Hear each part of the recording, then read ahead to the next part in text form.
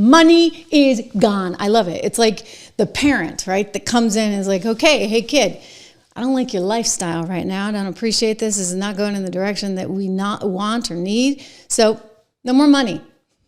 You're cut off. So much for the allowance. I mean, why should you get federal taxpayer dollars? Why should my taxpayer dollars go to New York City and the state of New York, given that they are squandering every single bit of it? Well, Letitia's melting down.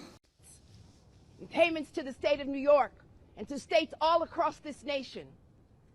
It is unacceptable, unconstitutional, ultra-vires. They have exceeded their authority.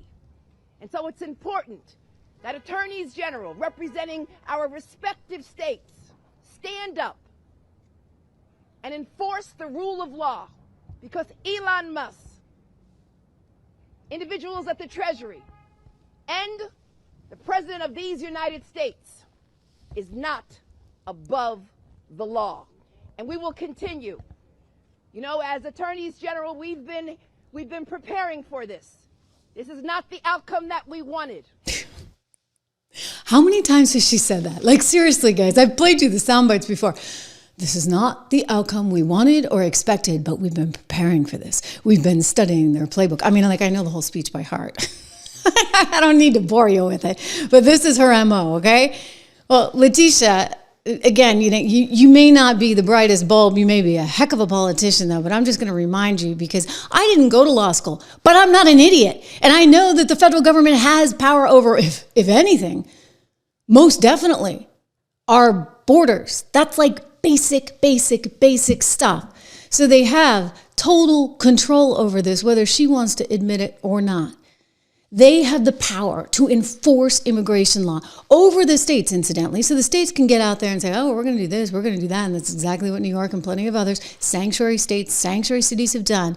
But when it comes to something called the supremacy clause of the Constitution, it means the states, they can say and do whatever they want, but ultimately the power rests with the federal government. Here you go. Because it says that the law of the United States shall be the supreme law of the land. Anything in the Constitution or laws of any state to the contrary notwithstanding.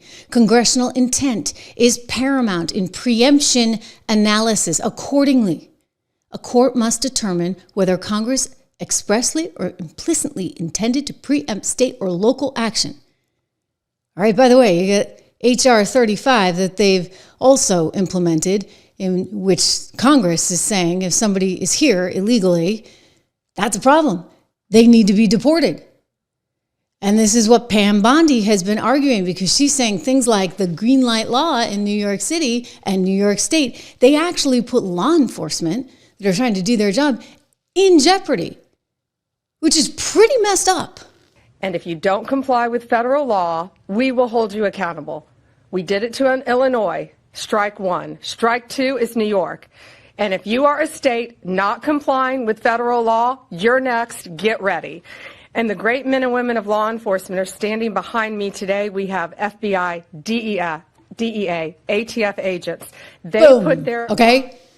They're putting their lives in jeopardy, going out there trying to get the bad guys. And you got Letitia James, who just wants to start a political fight. Not only does this administration's new policy put people at risk, but it is plainly unconstitutional. The president does not get to decide which laws to enforce and for whom. Yeah, again, honey bunny, you're wrong. I sound like Benny and Mike Davis, right? the president's lawyer who, I love this soundbite. Let's see, do we have this? He's like, basically, Letitia, you're heading to the slammer if you continue down this path. I do believe he said we're going to put your fat in jail. In prison, I think was the way he said it. Anyway, because again, you go back to Article 1, Section 8, Clause 4. Guess what? The U.S. has the power to establish a uniform form of naturalization. The U.S. is totally in control of who's in, who's out. The federal government enforces immigration laws. And if you have any doubt about that, Letitia, go take a look at the actual Constitution, where it actually says, yes, the law of the land shall be the supreme law of the land. Okay, so that is the supremacy clause, and it means, Letitia, you can't get away with this. You really can't. You know, there are rules set up. You think, and she tweeted out that New York has its own laws and its own rules about all of this. It doesn't matter. And so if you're not going to abide by the law, yeah, they're going to sue you.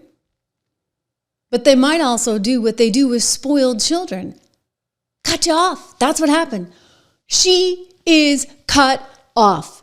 And it's kind of fantastic because somebody's finally standing up for Americans. You want to come into the country, you come in the legal way, okay? You apply for asylum.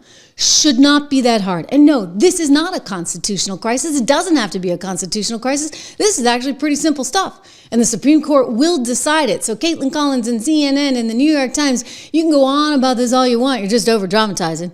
We are 3 weeks into the second Trump presidency, 3 weeks. And tonight there are warnings that the U.S. is dangerously close to a constitutional crisis. No, it's not.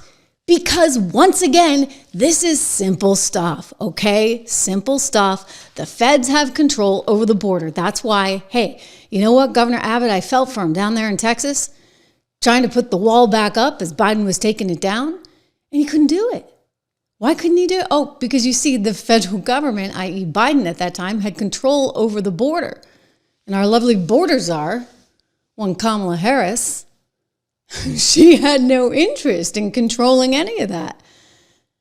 Makes you wonder why, right? So no, there's no constitutional crisis. This will go to the Supreme Court. The Supreme Court will say, you know what? Hey, feds have control of this. There is the supremacy clause.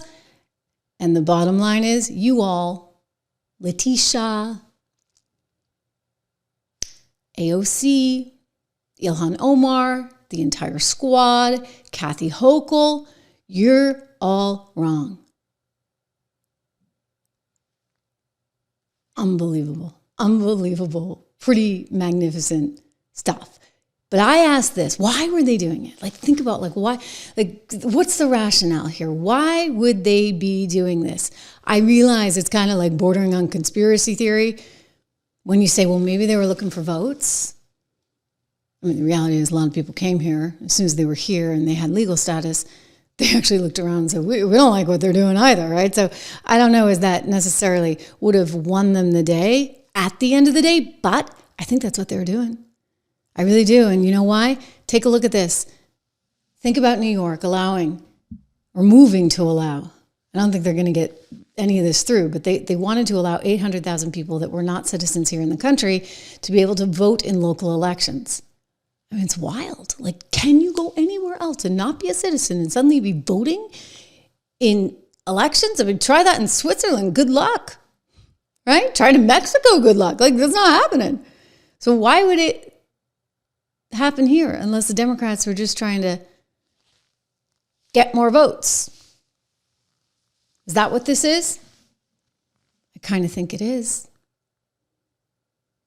And thank goodness it's getting stopped. Thank goodness, because, you know, there were things that you couldn't say. There were times when you couldn't say stuff like this. But I'm telling you, Berkeley was out there doing this. New York City's trying to do this. They had DEI creeping into everything you buy on Wall Street. It's why we started 76 research model portfolios over there, for those of you interested.